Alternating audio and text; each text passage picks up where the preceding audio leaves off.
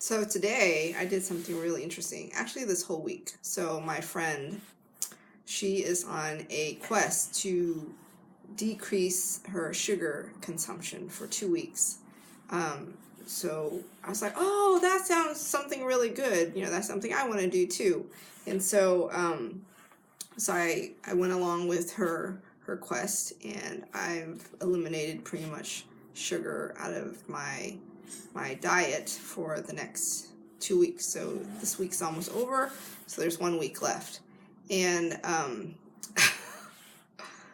and I thought it'd be really hard, because I was thinking sugar, like everybody loves sugar. So it's not a complete sugar elimination diet. It's like there's some items that still has carbs, like she had some falafels. And hi, Austin. Hi, I didn't see you here. You didn't see me here. Yeah. Like she had some falafels, and I was gonna make some falafels.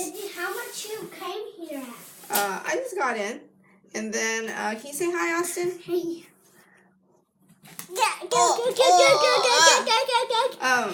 So she had some like falafels, and then you can make tabbouleh out of like cauliflower rice, and so yesterday I made some soup that had cauliflower and curry. There's no coconut milk, which I was really disappointed about, but there's like onions and garlic and ginger, so it was very warming with warming spices. Today there's tabbouleh made with cauliflower rice. There's some chickpeas you can make with, there's some falafel you can make with chickpeas, parsley and all that good stuff. And so I haven't made anything yet. I was thinking maybe I'll make the tabbouleh, but my mom ended up making some shabu shabu, which is a hot pot with vegetables. And then what I had for lunch, to keep it really simple, is I just took a whole bunch of power greens, put it in the bowl, and added some tofu crumbles or vegan calamari made by Banyan Foods, which is pretty much just wheat gluten. Books a little bit. Okay, and that's what I had for lunch. And so with me, with carbs and sugar, especially when I eat a lot of carbs, like flour or rice or things like that, I tend to hold on to a lot more water and weight and stuff like that. And I thought I'd be really hungry. I was like, gosh, I'm going to have like the sugar crash, and I'm going to have all this deal. And I was thinking, just pay attention to your body, drink tons of water, and if you're hungry, then see what the hunger is about. Drink lots of water after you think you're hungry, and see, is it really thirst or is it hunger? And then if you really are hungry, go heat up another bowl of like power greens and tofu crumbles and stuff like that. So I tried it, and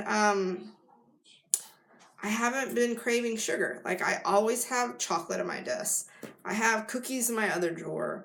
There's always tons of candy and cookies and stuff at work. Like, there's candy everywhere, right? Like, there's always so much sugar everywhere.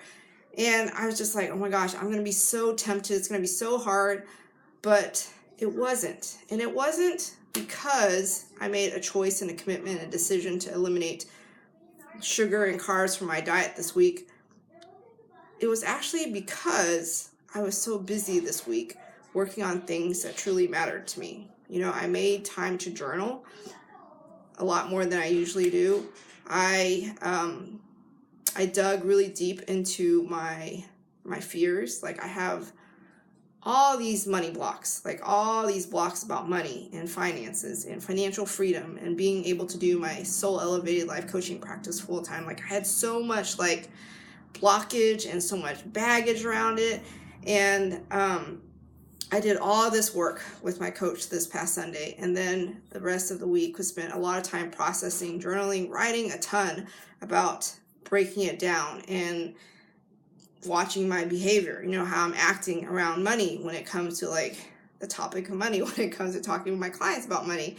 And because I was actually doing stuff that was meaningful to me, and because I was having deep, powerful conversations with my clients, and because I made some new commitments in my life about money and my mindset about it, and getting a lot of clarity about if I would allow myself to receive money with ease, if I would allow myself to charge money, if I would allow myself to have complete financial freedom, like just allowing myself to even remotely believe that it was possible and it was something I could do, and then failing face forward and all that. Like all that was so aligned with my path and so aligned with my commitment to really having a breakthrough with money that I wasn't so distracted about food. I wasn't so distracted about like,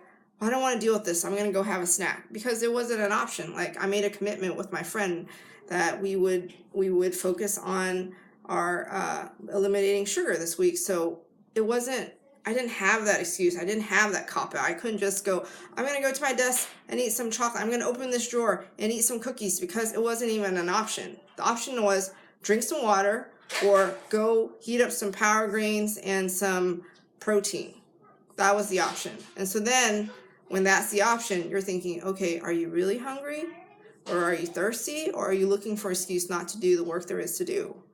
And it was so powerful. And I realized, oh my gosh, like food is so overrated. We are so like we eat so much, not because we need it. We eat so much because it's the perfect excuse. It's the perfect out for us to say, I'm going to go eat some snack. I'm going to go find some eating in the cupboard. I'm going to go distract myself. I'm going to do all this instead of sitting down, journaling, doing the work, processing my doubts, my fears, my blocks, my all of it, my junk that I'm carrying in my head, my self-sabotage, my doubts, my lack of confidence, my all of it, all that junk I was harboring and holding on to that just simply did not serve me.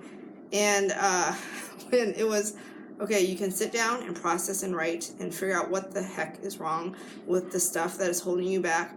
You can go drink some water, or you can eat some Power Greens and protein. Like, it was very simple. It's like you only got 3 things to do.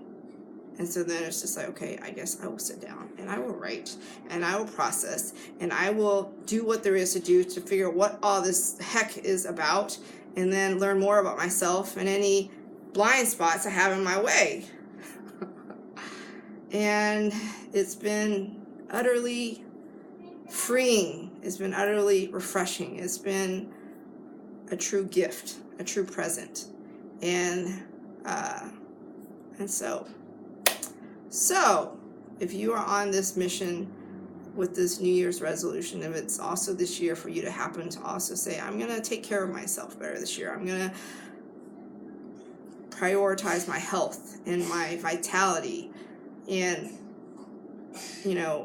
maybe it starts with you drinking more water. Maybe it starts with you doing what I did with my friend, where we eliminated sugar from our diet the next 2 weeks or the next week and a half. And then if you're committing to that, you might as well also commit to using all this free time you have now that you're not spending eating all this junk, standing in front of the food cabinet or having your face buried in a box of cookies or something.